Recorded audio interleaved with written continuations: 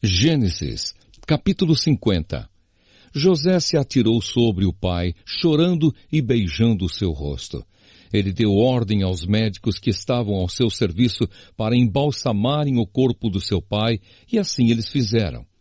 Gastaram 40 dias para fazer isso, o tempo normal para embalsamar um corpo. E os egípcios ficaram de luto 70 dias. Quando passou o tempo do luto, José falou com os altos funcionários do palácio do rei do Egito. Ele disse: façam o favor de levar ao rei a seguinte mensagem. Quando meu pai estava para morrer, ele me fez jurar que eu o sepultaria no túmulo que ele mesmo preparou no país de Canaã. Por favor, deixe-me ir sepultar o meu pai, que depois eu voltarei. O rei respondeu: vá e sepulte o seu pai, como ele fez você jurar que faria. E assim, José foi sepultar o seu pai. Com ele foram as autoridades ligadas ao rei, os altos funcionários do palácio e todos os líderes do Egito. Foram também as famílias de José, dos seus irmãos e de Jacó. Deixaram na terra de Gozém somente as crianças pequenas, as ovelhas, as cabras e o gado. Também foram homens a cavalo e em carretas, de modo que o grupo era muito grande. Quando chegaram a Atade, que fica a leste do rio Jordão, fizeram uma cerimônia de sepultamento num terreiro onde o trigo é malhado. Ali choraram muito alto durante 7 dias. Quando os moradores de Canaã viram tanta gente chorando, disseram: como é impressionante o choro desses egípcios! Por isso puseram daquele lugar o nome de Abel-Misraim. Assim os filhos de Jacó fizeram com o seu pai tudo o que ele havia ordenado. Eles levaram o seu corpo até Canaã e o sepultaram na caverna de Macpela, a leste de Manre, no terreno que Abraão havia comprado de Efron, o heteu, para ser a sepultura da família. Depois do sepultamento, José voltou para o Egito com os irmãos e com todos os que o haviam acompanhado. Final da história de José.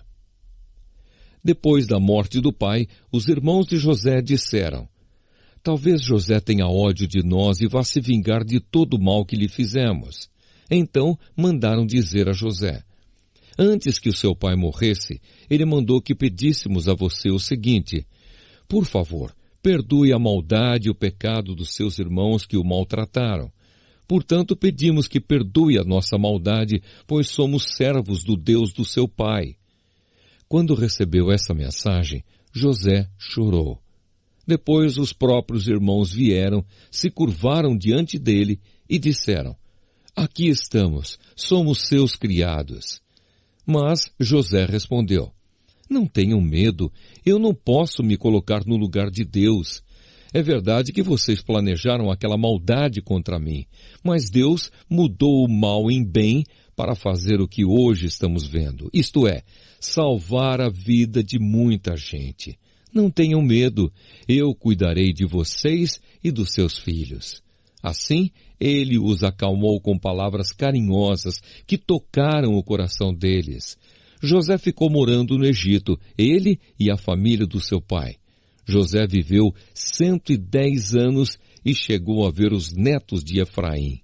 Ele também pegou no colo, como membros da família, os filhos do seu neto Maquir, que era filho de Manassés.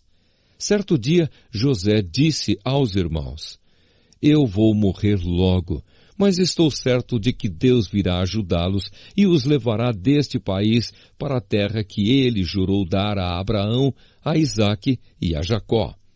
Então José pediu à sua gente que fizesse um juramento. Ele disse: estou certo de que Deus virá ajudar vocês. Quando isso acontecer, levem o meu corpo com vocês. José morreu com 110 anos. O seu corpo foi embalsamado e posto num caixão no Egito.